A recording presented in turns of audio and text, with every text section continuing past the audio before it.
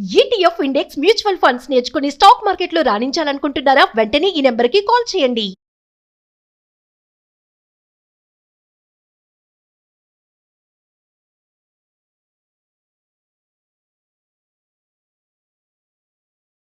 నమస్తే సార్. నమస్తే. Sir, value versus Contra mutual funds రెండు సేమే అంటారు కదా, అంటే ఏం డిఫరెన్సెస్ ఏంటి అసలు? అంటే రెండు కూడా లాంగ్ టర్మ్ ఇన్వెస్ట్మెంట్కే. రెండు కూడా లేదు, బెస్ట్ ప్రైస్కి వస్తేనే తీసుకోవటం, అంటే మూమెంట్ అని చేంజ్ చేయడం కాదు, తక్కువ రేటుకి వస్తే తీసుకోవటం రెండు కూడా. బట్ రెండు డిఫరెంట్ బేస్లో చెప్పాలంటే. రిటర్న్స్ పరంగా చూసుకుంటే రెండు మోరలెస్ ఒకేలాగా ఉంటుంది, కానీ వాల్యూ అంటే ఇంట్రెన్సిక్ వాల్యూ కన్నా తక్కువ రేటుకి దొరికే స్టాక్స్ని బై చేయటాన్ని వాల్యూ బయింగ్ అంటాం. అంటే ఒక కంపెనీ ఫెయిర్ వాల్యూని డిసైడ్ చేస్తారు, ఆ రేటు కన్నా తక్కువ రేటు దొరుకుతుందని తీసుకుంటారు. అంటే వాళ్ళు మార్జిన్ ఆఫ్ సేఫ్టీ చూసుకుంటున్నారు, స్టాక్స్ని చేంజ్ చేయట్లేదు, హాట్ ఏది ఉందని చేంజ్ చేయట్లేదు, దాన్ని ఫెయిర్ వాల్యూ కన్నా తక్కువ రేటు దొరికితేనే వాళ్ళు బై చేస్తున్నారు. That is called value. అంటే లాంగ్ టర్మ్కి అయితే నీకు అది వర్కౌట్ అవుద్ది, సేఫ్టీ ఎక్కువ ఉంటుంది అనమాట. That is called value buying.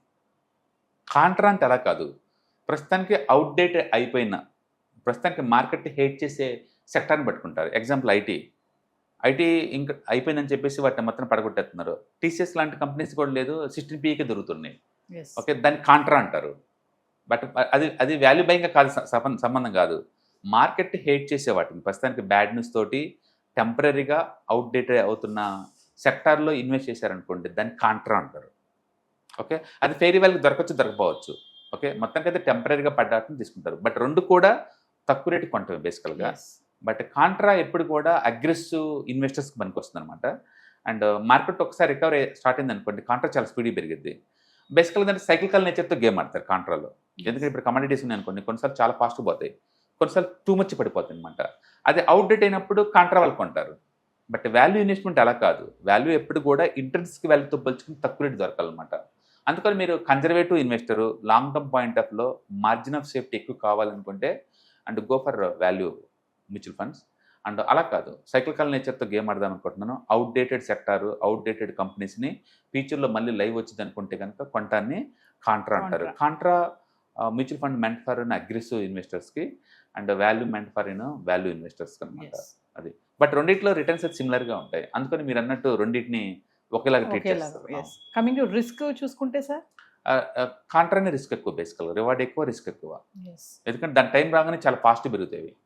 అంటే వాల్యూ ఏంటంటే బేసికల్గా ఏంటంటే మూమెంట్ అని చేంజ్ చేసే పని లేకుండా డీసెంట్ వాల్యూషన్ కొంటాన్ని మన వాల్యూ అంటాం. బట్ క్వశ్చన్ ఏంటంటే ఎందుకు డీసెంట్ వాల్యూషన్ కొత్తనే చూడాలి మనది. ఒక్కసారి వాల్యూ ఎక్కువసార్లు ట్రాప్ అయి ఉంటుంది. మనం స్టాక్ మార్కెట్లో ఎక్కువసార్లు ఏంటంటే డీ రేటింగ్, రీ రేటింగ్ రెండు పదాలు ఆడుతుంటాం. డీ రేటింగ్, రీ రేటింగ్.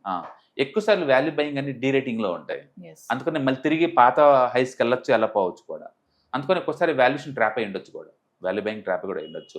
ఏదైనా సరే మార్కెట్ రికవరీ మోడ్లో ఉన్నప్పుడు వాల్యూ థీమ్ బాగా పనిచేస్తుంది, అది రికవరీ మోడ్లో ఉన్నప్పుడు. అండ్ మార్కెట్ ఆల్ టైమ్ హైలో ఉంటే మూమెంట్ బాగా పనిచేస్తుంది. ఓకే, అండ్ కాంట్రా అనేది ఎప్పుడు లేదు, నిరంతరం ఉంటుంది మార్కెట్లో. ఏదో ఒక సెక్టర్ అవుట్డేట్ అయిపోతుంది అనుకుంటా ఉంటారు. సింపుల్ చెప్పాలంటే ఇప్పుడు మార్కెట్లో metals rocking right now. Metals last 1 yearలో 45% దాకా వచ్చింది అమౌంట్, దాన్ని మూమెంటం అంటాం. లాస్ట్ 1 yearలో 25% డ్రాప్ అయింది ఐటీ, ఈ కాల్డ్ యాజ్ కాంట్రా. ఇప్పుడు ఎవరైనా ఐటీసీ కొన్నారనుకోండి, ఐటీ స్టాక్స్ని, ఈ కాల్డ్ యాజ్ కాంట్రా థింకింగ్ లేదా కాంట్రా ఇన్వెస్ట్మెంట్ అనమాట. ఓకే, సో ఫెయిర్ వాల్యూ దగ్గర కొంటే value buying, out market hate చేసేది లేదా అవుట్డేటెడ్ సెక్టర్స్ని కొంటే ఈ కాల్డ్ యాజ్ కాంట్రా. రెండు కూడా తక్కువ రేటు కొంటమే, but methodology different. And with in the టూలోనే మనం కాంట్రా తీసుకుంటే మాత్రం మీరు కొంచెం అగ్రెసివ్గా ఉన్నట్లు లెక్క, అండ్ వాల్యూ తీసుకుంటే మాత్రం మీరు సేఫ్టీ ఎక్కువ చూసుకున్నట్లు లెక్క. ఇన్వెస్టర్స్ ఏది బెటర్ అంటే సార్, వాళ్ళ రిస్క్ ప్రొఫైల్ని బట్టి ఉంటుంది, అందరూ అని చెప్పలేము. మీరు అగ్రెసివ్గా ఉంటే కనుక కాంట్రా తీసుకోండి, కన్జర్వేటివ్గా ఉంటే వాల్యూ తీసుకోండి.